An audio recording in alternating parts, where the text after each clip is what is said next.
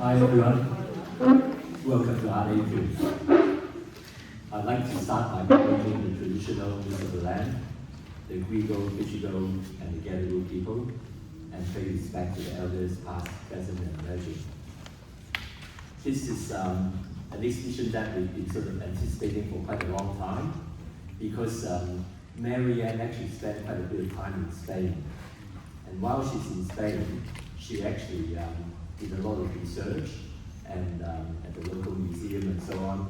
And she did this fantastic body of work, which had an exhibition over there. But at the same time, she brought it back to Australia. And basically she had an exhibition at Canberra Art Centre of this body of work. She also had an exhibition in Melbourne. But now, for the first time, we can see it in Sydney.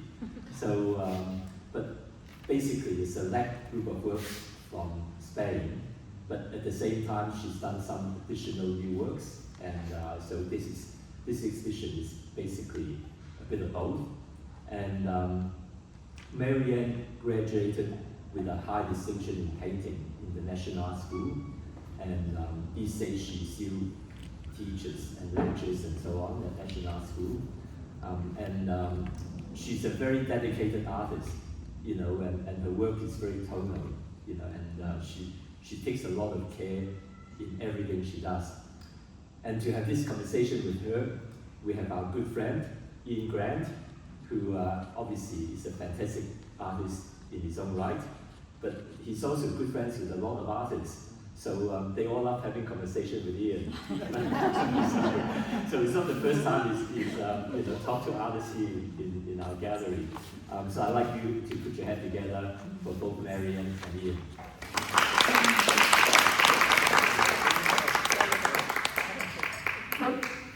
Well, everybody here, that's a good starting point. Look, it goes without saying that as with most of us, not more than most of us, all of us, I would respond in a very, very positive way to the experience of Maryanne's exhibition. But what will help us if we can discuss the origins of some of the positions that she's taken in imaging this kind of image, and secondly, where possibly some of her interests or references might come from. But thirdly, we can examine and talk about the kind of unique visual qualities that she's brought to these works. Because the first thing that you notice when you experience these works the first time round is their subtlety. Now that's partly to do with the other exhibition in the room, but it's also predominantly to do with the deliberate choice of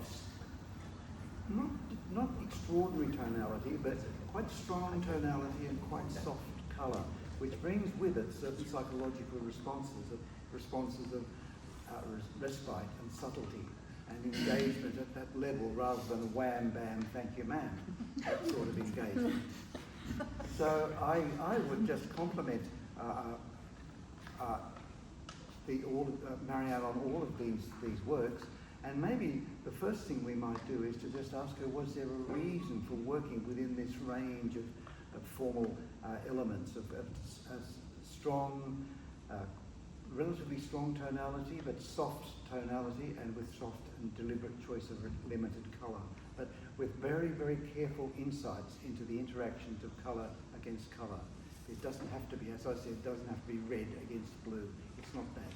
It's about something else. And I would argue that brings something else to our response. But I think probably the best thing is to talk to Maryanne. Thank you. Thanks, Anne. Can you hear me okay? Alison, by the way, thanks for coming. It's all a bit strange out there with the petrol, isn't it? Black oil, how much we got, whatever. But thank you very much for putting your time in something. I really appreciate it. Over at pizza, we had a very nice conversation about art and life, and it was great, wasn't it? It was. It was Very fantastic. Nice. Yes. And also Lorraine Kibiotis, who opened the show 3 weeks ago. It was wonderful liaising with Lorraine again after many years, and her knowledge of archaeology, and talking about the Iberians. So it's just been a beautiful experience, this whole thing. Now, getting to your question, I think it's more about where I'm painting this work, and I think it's the sense of place. And when I say sense of place, I've painted in different places and environments and that, and I try and get a sense of place through colour, but also I try and evoke the feeling that I'm feeling. But say, for example, with this work, most of this, well, half of this was painted in Spain, but I've also been exploring this work back here, and we have very similar tonal colours here in Australia, with Spain as well, so that's a lot easier. But working where my husband, Peter, who's sitting at the back here, thanks to his career choices and a sense of adventure, we ended up in Spain in 2017. And we ended up in Castilla-La Mancha, smack in the heart of Spain, which is like 3 hours south of Madrid, and it's all the plains, beautiful, like stunning, heavy, gorgeous colours, big skies. The land is rich and strong, the earth can be red. And so I thought, well, why would I tamper with that? And I never tamper with that. And my mother used to actually always say, nature never clashes its colours. And I thought, I've always had that feeling, what Mum said, and I've always gone with that. So, you know, here in Castilla-La Mancha, in a place called Valdepeña, these beautiful colours existed, and the plains just got, the beautiful landscape just got under your skin, and the people that live there, they love it, you know, they thrive on it. And being there for 2 years, I really got it, we really got it. And so you have these beautiful big pink skies and rich red earths, and I thought, I'm just using that, you know, and it's the same, say, wherever you paint, if you can pull that information, you're halfway there, I think. So, yeah, does that answer? I think it does. Okay. Thank you very much. That was That's really right. quite insightful. Okay. Thank you. Yes, it does bring to consequence Maryanne's residencies in various parts of Europe, particularly, but also in Asia. Yeah. So it's not as if her road has only led her to Europe, it's led her down a couple of roadways, and she's been able to take what she's discovered along those roadways back aboard and then turn it into imagery and paintings that fit, first of all, the desires for her, just in terms of making painting, but secondly, they're evocative of some kind of aesthetic that we might find. For example, we could be looking at still life that goes back to Holland in the 17th century, goes back to Spain in the 17th century. We could be looking at Cotan's work or something like that. We could go on, and we could find that there was a context that all of us who travel the world and travel into different parts of the world and look and respond to artworks, we come away having taken something on board from that experience. And sometimes it finds its way out quickly, sometimes it just sits for some time. But I can see Morandi or someone like that in Maryanne's work. But again, you wouldn't say, oh, she's copying. She's not, she's adapting, which is very different. And all artists do that. And I would, like I said earlier, I would congratulate her on what she's been able to do with extraordinary subtleties, extraordinarily heartfelt, limited choices of colour. She's allowed the colours to work softly with each other, rather than, as I was saying earlier, rather than bounce off each other. And I think that brings an evocative response from the spectator, that you look at these works and you sit with them for a while, you just engage with them.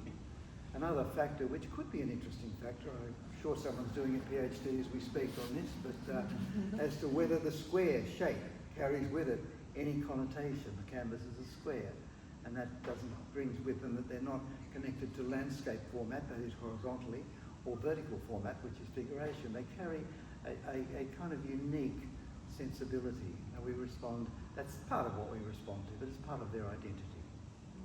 So I was going to ask Maryanne to maybe explain what she took on board from being in the locations that she was in, from Korea to Spain, and what she came away having internalized or learnt in a very subtle way, or perhaps even in a very deliberate way.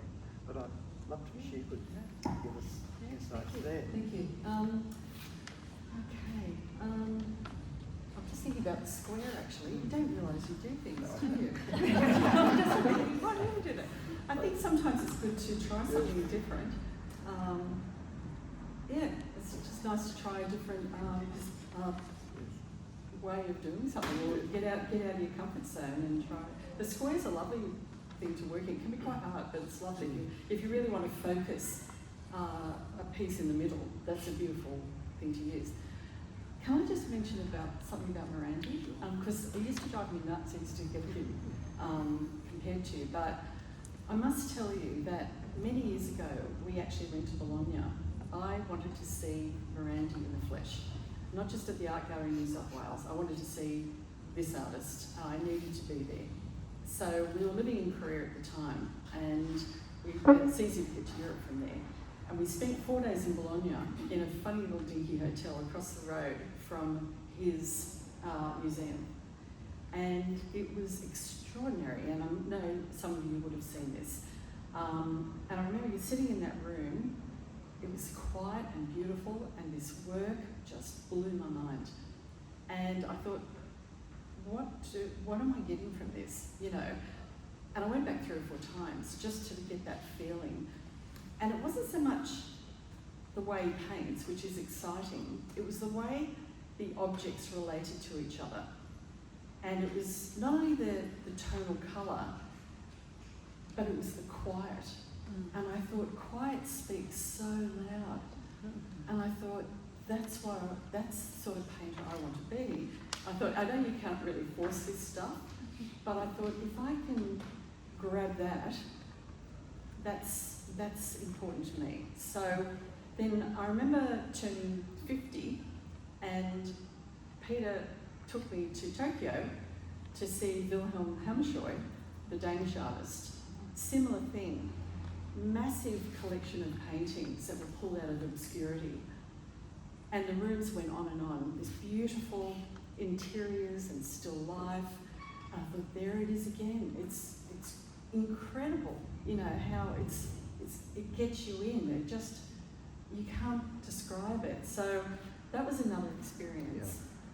Yeah. And then we were in Korea. We were there, when were we there? Let me think. When were we there? I arrived in 2021. Yes. That's right. Okay. I was studying at NAS at the time. I was halfway through my Bachelor of Fine Arts. He was already in Korea, and I used to visit him going backwards and forwards. But then when I finished NAS, I went to Korea, and that's where I discovered their ceramics. And they're beautiful ceramics, and the way that there's a humanism inside them, and there's always a small flaw, because that's what humans have. And I love that idea of somehow humanising what you create. So, and at the time, it was a very difficult time in Korea, even though they were going through the sunshine policy. North Korea was breathing down their necks, and so they were feeling it was very agitated. And I thought, okay, with still life, and I paint other things besides still life, but this I found was conducive to being in Korea, and their beautiful ceramics. And I thought, well, let's reshape these compositions a bit, and let's look out the window and let's see what's happening out there, and let's try and bring that feeling into these compositions. And so something happened from that. So we're going back to that sense of place again, that was making, it was exciting, it was scary, it was wonderful, it was just so interesting. It was cultural, beautiful, and I wanted all that in my paintings. And it made me realise at that stage that still life just didn't have to be apples and oranges. It could be more. It's big. There's so much going on with it. And even though I was painting figurative as well, figures in the street, I do paint landscape, I do paint portraiture, all that. But this was like a revelation, and I thought, this is going back over 20 years ago, and I thought, you know what, still life is this subject that I can really take further, and it excites me, and it doesn't have to be the same thing all the time. It can change all the time. When we came back, we actually lived down the coast, down around Thurrool, and there was a lot of nature, and that's when I decided to bring nature into the still lives. We had water dragons. I had an outdoor studio, and the water dragons used to sit around the studio like little puppies. It was weird, you know. And I thought one day, oh, you guys want to be in these paintings, don't you? You know, like, yes, Maryanne, you know, okay, let's get you in there. So that happened, and brought in birds, and again, the colours, the green colours, and the escarpment, that all came in, and those paintings changed dramatically with that deep dark greens and popping colour and things. But again, still life can not just be still, there can be life in it. And that's the way I was seeing it, and that's why I approach my different subjects differently. Going back to the residencies, they played a very big part in my practice, particularly when I went to Korea. I actually ended up going across to Beijing for nearly 6 months and doing the residency at Redgate Gallery. I applied through the Beijing Art Academy and got accepted. So I lived in China for a while, and that's going back about 25 years ago. Loved every minute of it. Everyone was so kind, and I lived in a Chinese compound, and I had a studio and an old bus shelter. And it was weird, and it was me, the cook, and a Great Dane, and that was just the three of us for a long time. But I got so much out of it, and it was, the streets were alive, the people are wonderful. God, it was good, you know? And so that, I did a lot of work based on what was happening in the street. Then went to Korea, had to change, everything changed again, and then went to still life. And we came back down to Ostermeer, Thurrool. Again, nature came into it. I've done residencies in the USA as well. I've done another one in Spain years ago, and that was the start of maybe this. But the Spanish experience has been something. It's really opened my eyes to what you can do with still life, how you can apply it to another subject like archaeology, how you can evoke a story. So yeah, it's been a lovely journey actually. Yeah. Well, thank you, Maryanne. Yes. Just to follow up on some observations I think that Maryanne made, and we had, again, I come back to our conversation a couple of weeks ago, and we both shared observations about still life, and it's interesting sometimes to look at the role of subject matter in still life. Now you might think, oh, there's no such thing as subject matter in still life. What does a pile of apples represent, you know? But no. We go back to Northern European, to Dutch and Northern Italian still life, with the tradition of vanitas, which was where a skull or a dead piece of material would be presented to remind us of the limitations of our time here on Earth. And we can go further and look at the way in which other forms of symbols are used. Like in a vanitas painting, there may be a skull alongside a bunch of flowers. Now, you could write a PhD again on that, I would think. But it does carry, they do carry certain connections, certain symbols. And I was going to ask maybe Maryanne to, in a moment, to just insight us into her choice of subject matter. Because when you choose to work within these extraordinary and very evocative and beautiful, subtle, formal components in the colour and so forth, there is also an element of subject matter that the spectator brings their connections to or brings their awareness to. And that, I think, might be something that Maryanne might like to just tell us about, or just insight us into her choice of subject matter, and to tie that in with still life. But thanks, Maryanne. Okay. Oh, just one more thing, just to show that America is not left out in this. Mm-hmm. There are American artists who don't do vanitas, they paint pictures of guns. That's true. A metaphor for something. With vanitas, I was sort of thinking about this, we discussed this, and I was saying to Ian that my work goes sort of the opposite of vanitas, but I have used vanitas in my work. and I often use it using a cat. The cat has been in art since Egypt, Egyptian times, ancient times. I don't mind cats, I'm not a cat person. They started taking the lizards, so I started pushing back with painting about Australian conservation in my still life. But the cat, I love its form. You can do a lot with it in a painting. It also has metaphorical connotations through the ages. So that's sort of, so I've taken a little bit of that. Yes. I don't have them here, but I have done works that showed the object. In the museum in Valdepeña, there was a child's bones, and it was very unusual because the Iberians didn't bury their dead; they cremated them. But they found this, and they think it was only a small child plate, and they think it was coming into the Romans actually took over the Iberians. Like there was, I'll just go back a notch. There was the Bronze Age, the Iberians, the Romans, the Visigoths. So we're looking at nearly 3,000 years old, these pieces. They didn't bury their dead, but when the Romans, over 100 to 200 years, eventually took over the Iberians, those ideas and those things changed, the culture changed, and they buried their dead. So in the museum, so I did do a painting of this. I did a lot of drawings on this. And they were very involved with ex-votos, like little ceramic gods and things. There was a lot of that. I painted about that as well. But they were really just painting the objects. But with this work, it sort of goes the other way.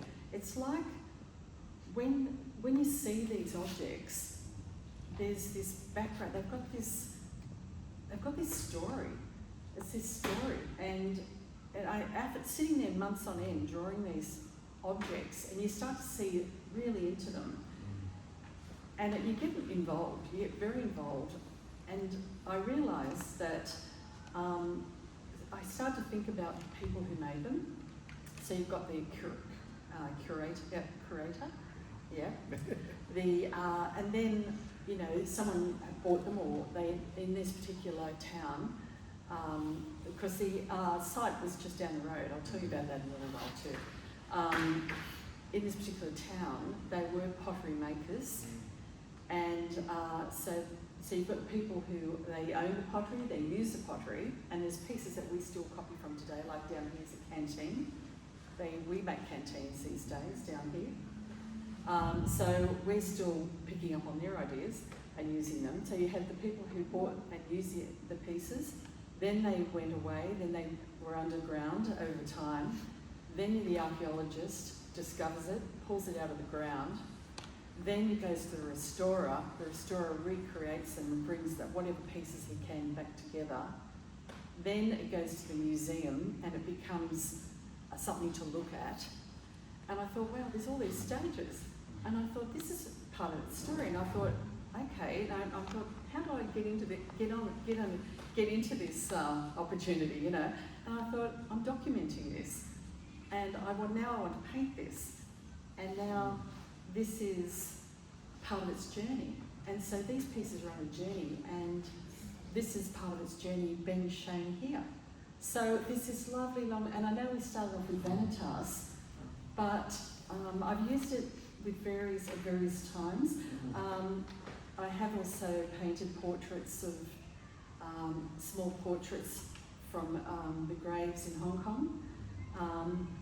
Beautiful little portraits that people killed in Hong Kong, and they're about this big on the graves, and I did a whole series based on that. So, but vanitas is a metaphor, isn't it, for death, really? But so that's what I'm saying. Like, you can do a lot with this subject. You can take it as far as anywhere you want it to. It's so exciting, and can be historical, and it can relate to other subjects. it doesn't have to be that one little thing, you know. So I look at it, as I said, I paint other things, but to me, this says, you know, go for it. You know what I mean? And I always loved ancient history as a kid, and it's like moulding that together later in life. It's just a lovely thing. So, yeah, does that answer? Sort of, in a way, in a weird way? Okay, all right. Look, just in case there's any people here who are stressed about the comment I made about America, I would just make another observation that they also paint Coca-Cola cans. Well, that's modern art. There we are. That's contemporary art. Warhol. Exactly. Yeah, exactly. Thank you, Maryanne. Does anyone have any out of the issues that have come out, or what Maryanne has revealed or spoken to us about? Does anyone have questions? Yeah, Just one little thing. Yeah. About the Vanitas, how you connect, say, the Vanitas up with these sort of works with, you know, ancient cultures. I suppose, you know, there is a connection between sort of death as a motif That's death a good point. and the death of a culture or the crumbling nature of a ruin or culture. That's good. Those sort of things. It's a Yes. higher parallel, not so specific, but it's a cultural parallel. No, this is good. I'm going to use it. I never thought of that. And you're right, Nicole. It is the death of a culture. Yeah, You're quite so- right. But it isn't the specific meaning of how the Vanitas was used and when it was used. It's just, yeah, exactly. Yeah. It sort of hits on it, but it doesn't. Sort It of. does. Yeah. So Maryanne, I have a question, and it's apropos the compositions, and in particular, observing the way the objects relate to each other. So Yeah. in your process, a lot of these, they feel very natural, like they feel very naturally spaced and arranged. Did you work from life, and were you completely sort of loyal to what was up there? No. Or is it partly perceptual and partly conceptual? Did you, you know, what did you bring of I love this question. something that's in your vision to your composition or process? Okay. What happened? I'll just go back a notch. When we were in Valdepeña, we were only there for a short time, and before a friend of mine took me to this museum. And when I walked in, I thought, oh my God, look at this! Just look at this! And it's like this museum in the heart of nowhere, you know, with amazing pieces. So immediately I wrote to the town council, and I said, look, we're here. My husband's here to teach English. I'm here to work as an artist, and I would love to draw this collection. Would that be okay? Am I allowed? And they wrote back straight away, and they said, we've never had this asked. No one's ever asked this before. We've never met an Australian. And go for it, you know, sure. And I thought, oh, this is all right. So I had to report to the restorer of the pieces, and he was restoring these pieces for 20 years. And it was the last thing he needed was this middle-aged Australian woman having to deal with this problem as well, because he had plenty of them. And he was also restoring paintings from churches. He's a painter himself, Miguel Carmona, his name is. So Miguel thought, oh, this is going to be great. So anyway, I started drawing, and you could see I was taking it seriously. And every day I would go in the morning until 1:30. And it opened at about 10:30, the museum. I'd go in for 2 or 3 hours. I would engage with people, and they would try and practice their English on me, which was lovely. And I didn't mind that. That was I could practice my dreadful Spanish. Anyway, so where was this going? Okay, all right. Was it from memory? Yes. Okay. Okay.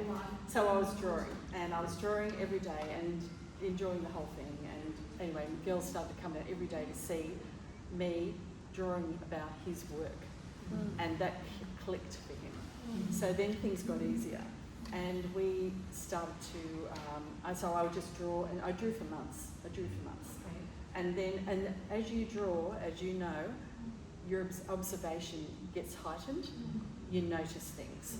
So what was wonderful was these were all in cases, and I could go around behind them and look at every part of them. I would come back, And I take him photos too. I'd be nuts not to, you know, because it's a tool. But in saying that, it was all about understanding their little idiosyncrasies. A photo doesn't quite capture that. And you'll have these little moments where they're all wonky, or I didn't realise it was wonky on that side, or I didn't realise the colour changed on that side. So it was wonderful to have that. And then we had to move to Tomioso, which was an hour away. Peter was changing schools to teach. So I would, when I could, come back, but I thought this is the opportunity to take all this information, and I wrote everything I could, all the details, every piece, detail, you know, just notes to me. And so I was able to sort of start the painting, and it was sort of nice to get away from them and put that memory to use as well. So use photos, drawings, notes, memory. Yeah, thinking, and observation. And it's a beautiful way to heighten your observation. It really is. Did you, like, with a piece like that, was Yeah. that basically... That was, yes, that was pretty much how it looks in the museum. And what was really fun was sitting at eye level and getting all these eye level changes. So you know what it's like, as soon as you stand up, it changes the whole perspective. Yeah. But I was sitting at eye level, and you can sort of see that every day. So these pieces here, the 5, they were done in Spain, and yeah, they were done in Spain. I've got a lot more, but I just chose these pieces because I wanted it to work off this piece. Then I did a couple of different works and started working on the collages that are more like reliefs. And I love that idea of a relief, and that gave me a 3D feel. And I've been doing this for about 10 years. I don't think anyone else does it, to be honest. So this is sort of something I've been working on for quite a while. Then in the last year, I started these pieces at the end. And as you can see, the pieces are all juxtapositioned, and I'm loving this because I love the Spanish cubists like Marie Blanchard and Juan Gris, and, you know, going to the Reina Sofia once a month, looking at the cubists, looking at the purists, you know, loving all that stuff and thinking, okay, I'm not going to be here for much longer. You know, where's this going to go? So I thought, and then as I said, the last year or so, I've been starting to play with the backgrounds, moving the figures around. They're more 2D. They're not, you can't see, but I can't get behind them anymore. I can refer to what I've got, but I really like doing something else with them, taking them to another stage. So does that answer? Oh, yeah, no, that's Cool, very, okay. very interesting. Good. I'm having fun. This is where I'm going. I'm loving this. Yes. Yeah, I'm glad that you took us to this. But I'm sitting here in front of this. It's kind of a triptych, both ways. Yes. Each way. Yes. And what I see now is like, this is based on my perception that the landscape on the top. Yes. And then the reflection of this base, that square base. Yes. And then at the bottom is part of the artifact or the object that is Yes. coming. So my question is, what came first? The triptych, the juxtaposition, Okay. or each piece Okay. that makes sense and every Okay. piece belong to the group by itself. Okay. Way. We're talking about this piece because we've got a lovely soft voice. We're talking about this piece, how it was put together, basically, and what came first and how it was done. So to describe this, it's called Hills, Plains, Riverbed. Okay, that's the name. I was looking at that was the landscape we were living in. I wanted to put this into a landscape. As you see, you can do other things with still life. It doesn't have to be just on a table. It can be in the landscape as well. And I wanted something that would remind me of it, something I could have for the rest of my days anyway, I suppose. So up the top is the archaeological site where these were pulled out of, which is 10 minutes down the road from the town. That site is still live today. All they need is money. They need money. The archaeologists come in every 3 months and they either rebuild the walls of the Oppidan city that went up at 800 metres. It was a very steep hill. You couldn't always get up there because it grew in the spring and you couldn't get through all the prickly weeds and that. But at winter, they all went away and you were able to climb right up to the top and look out. And they had the walls up the top and you could see the walls coming down the hill. They haven't got to them yet. And I used to say to Miguel, do you sleep at night? Knowing, and he goes, I have sleepless nights, knowing what's under there. I know what's under there. This is exciting, and I'll keep digging, and I'll keep making money, and I said, great. And I thought, okay, I'm going to paint this. So the site is called Cerro de las Cabezas, and it's 10 minutes down the road from Valdepeña.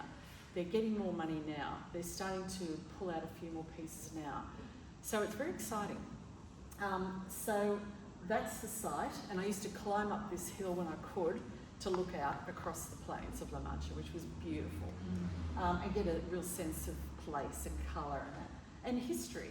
Because you walk around the site and you can imagine what the Iberians were dealing, like there were people living there at one stage. It blows your mind, you know. And then I decided to capture the plains of Castilla-La Mancha. Everything's very flat. And then I decided, all right, let's finish this, and I would paint the riverbed. And there was a river that would have run through there along the bottom, because that's why the town would have been there. Not only because you could see out and they could see what was coming, because that's what the Iberians did. They always built on a hillside, but they also needed water. And but this was dry now, and a motorway had gone through it. So that's sort of giving you a little history of the site. Now, to come back to your question about putting it together, half of this was done in Spain, this work, and I was working on separate panels. Then I was asked to put it in a show. So I got the framer in Spain to put it together for me, because I've worked on this format for many years. I love doing panel work, so I've been doing it for years and years, and I love it. So I put it together. She framed it, beautifully done. I looked and I thought, this painting is not ready. This can't be shown. It's not ready, and we're about to go home. Our 2-year visa nearly finished. So I thought, okay, what do we do? So the framer, I thought, and it's 35 kilos, by the way. It's so heavy. There's wood behind it. It's very, very heavy. Simon understands. He had to lift the bloody thing up. It was quite something. So then I said to the framer, okay, we'll have to work this out. Anyway, I had to get it through customs. And I thought, well, this is going to be great. Australian customs, wood, great. Anyway, I thought, I don't want to lose this. I'm halfway through this painting, you know.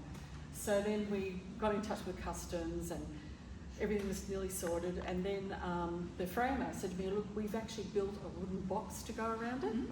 So it'll be in a box. And I thought, no, don't put it in a box. The wood's not treated, don't. Anyway, so I had to write to them and say, look, I'm really sorry, but it can't be in a box. It has to be in cardboard. So that went down very well. Anyway, we got it through and I finished it. And Campbelltown Arts Centre wanted me to have a show based on this work. We moved out to Camden about 5 years ago. And just after I moved out there, I had a chat to them, and then they got in touch and said, we want that show. So that came up that way, and I wanted this finished, so I finished it for that. So, yeah, so there's a bit of a long story to it. I know, but I just wanted to explain that when I think it was just a bloody headache, you know, but I'm glad I got an outcome, you know. So it's funny, paintings, as you all know, as painters, they have their own life, don't they? Sometimes they work straight away and sometimes they don't. Sometimes they need more time. This one needed a lot of time, and it needed time between Spain and Australia. So for me to finish it off, yeah, anyway. It's life. Thanks, Maryanne. That idea came first before the, you know, Yeah. artwork came first. Yeah. So you had Yeah. the general idea. I had the general idea, yeah. I wanted, but I didn't do it well enough. It needed to be done properly, and it needed, I don't know, it just wasn't right. You know what it's like. It wasn't resolved, and I couldn't show it. So yeah. Anyway, I'm here now. Any other questions? Thanks, Maryanne. Any You're further welcome. questions? No, good. So coming back to what was said before, I've also dealt with a bit of ancient history in my painting career. And the thing that struck me in Greece and also Turkey is dealing with the fragments. Yes. And the stories are also fragments really, and we Yes. use our imagination to put those stories together in a Yes. way that makes sense to us. And I think Yes. you've captured some of those fragments beautifully. Oh, thank Yeah. you. Yeah, no, that's and speaking of, hold on. This is the fragment. There you go. Yeah. This was the site itself has a small museum and have it like it's hilarious. It has like a bowl and with fragments in it. Would you like one? Yes, please. So if you want to pass it round, this is nearly 3,000 years old. Wow. So you might want to touch it and feel it. And see the colour. See the colour. Yeah, and the Iberians, they actually used to, I'm so glad you brought that up because it's a big part of it. You write about the fragments. But also the Iberians in this particular town, they used stamps. And so when they created a pot, and can I just tell you something else too, which I just love this subject. Sorry, you got me going. They traded with the Carthaginians, the Phoenicians, which are now the Lebanese, and the Greeks. And so you see moments in museums of those trading, their trading partners. Now again, where this is going? Yes, the stamps. This was the only Iberian town that used the stamps. This is a very rare body of work. It's extraordinary. And they have all these fragments in the museum, all these different types of stamps. And once they got the stamp in, then they painted them. Why would you change colour? Seriously, like when you've got this colour, why would you muck around with it? You know? That's my feeling about it. Anyway. I can understand. Very nice. Yeah, thank you. Yeah. Thank you, everybody. But look, just before we wind things out, thanks very much, Simon, for the opportunity. Thank you so much. Thank you. Yeah. Thank you. Very interesting conversation. Yeah, very thank you. Yeah. And thank you for very much for putting this exhibition together throughout both sides of the. Yes. It just sits together with such engagement Yeah. that it's quite. Yeah. Actually, a special request by Maryanne to have the show together with Ross. Oh, right. Yeah. No, you Very went good with it. request. You agreed to it. You did it. You organised it. Yeah. So No, thank you. Ros Auld, she's been a ceramist for many years. She lives up in Bathurst. She had a, you know, Ros? Orange. Orange. Thank you, Ros. Thank you. But she had a great show at Orange Regional, didn't she, last year, and also she showed in Canberra. When I saw her pieces, her colours, I just had a feeling that this would work. Simon got in touch, asked Ros and I spoke. She was on board straight away because we just had the same, I don't know, just something worked. We knew it would work. So Works thank really you. well. Works really well. Thank you. Oh, thanks. Well, thanks everyone. Thanks, everybody.